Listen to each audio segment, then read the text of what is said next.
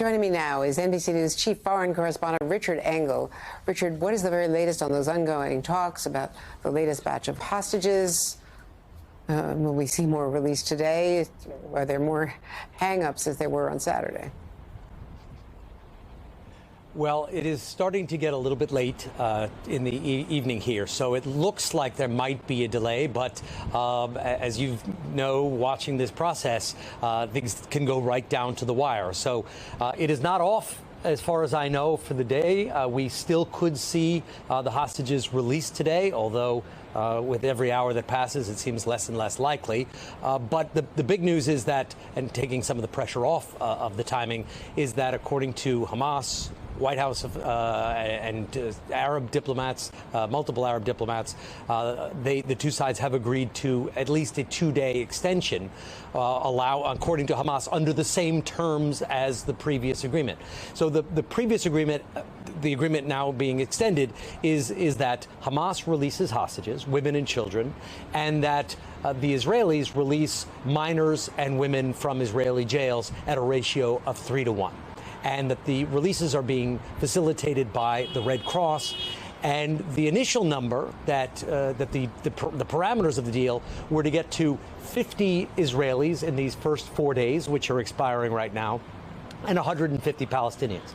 We don't know how many more potentially could be released over the next 2 days. If, in fact, it is only a 2-day extension, perhaps it goes beyond 2 days. But so far, we are about at that number with 50 and 150 Palestinians.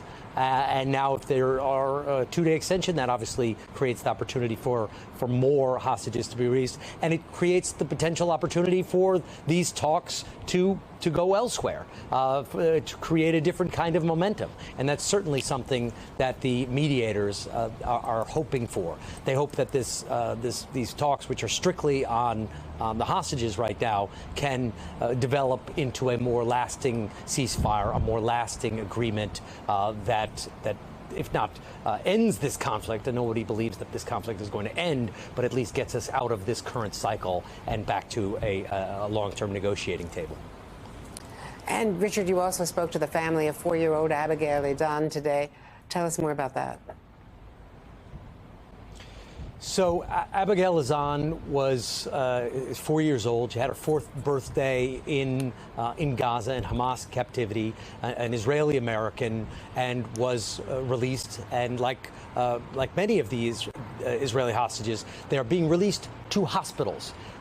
They're being released to hospitals for a variety of reasons. One, they want medical support, so the Israelis clearly want to make sure that the people are in good shape, and all of the hostages are in great shape. Some of them have lost weight.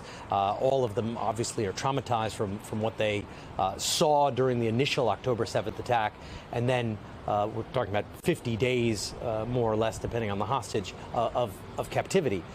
So for a 4-year-old girl, her case is even more extreme because both of her parents were killed. So she is free, but she is now an orphan. So the family is now trying to pull together to figure out what arrangements can be made, who will support her, how do you re-put this family back together.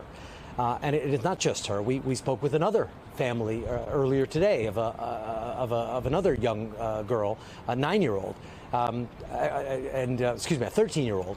And the reason I know that today is her 13, the reason she's 13 is that today is her 13th birthday.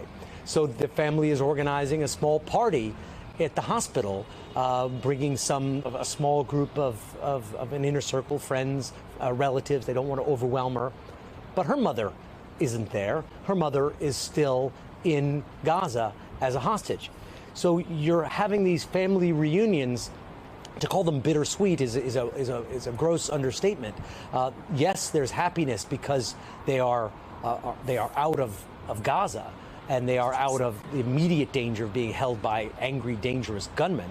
But they're being brought to a hospital. They're going to need a tremendous amount of some physical care and psychological care. And their relatives, sometimes close relatives, like this girl's mother, are either still in Gaza, or with the case of this 4-year-old girl, they never made it to Gaza because they were killed during the initial attack.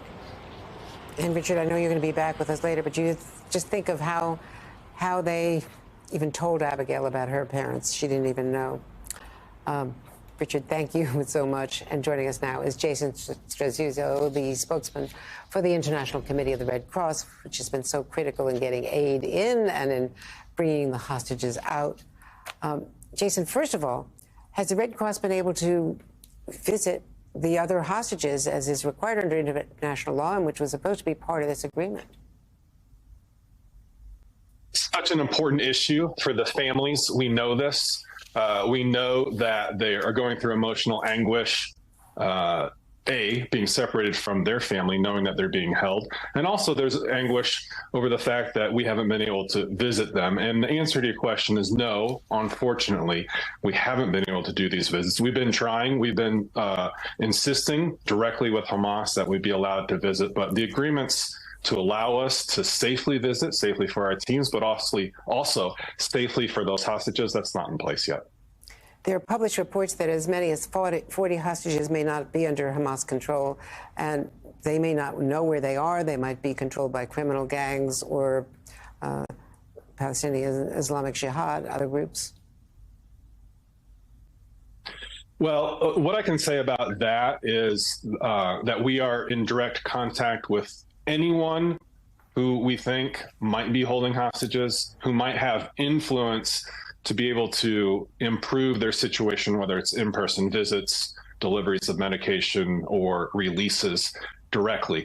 So I don't have a breakdown of who is holding whom. I do know that our very experienced ICRC leadership, both in Israel and in Gaza, are on the phone. We're visiting Hamas leadership in Qatar directly, trying to learn this information.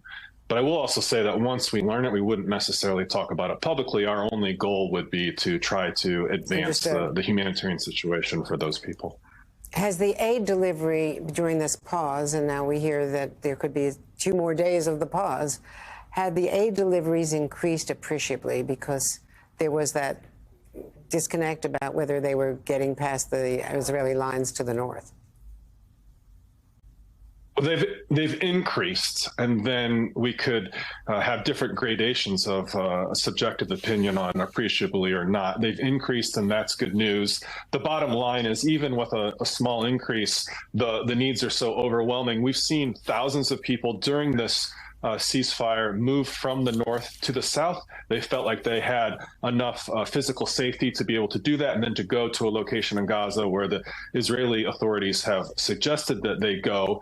But that's created more humanitarian needs because you have even more people out in the open. At a hospital where we have a Red Cross surgical team, they saw an influx of 800 patients yesterday. That's just unmanageable. There's just too much medical need there. Our teams, the Gazan doctors who are there, can't help everyone who needs it right away. And one small detail, and it's a sad and uncomfortable detail, but they're seeing a lot of open wounds that haven't been treated, should have been treated days ago, but there's just not enough medical assistance to be able to get to everyone who needs it.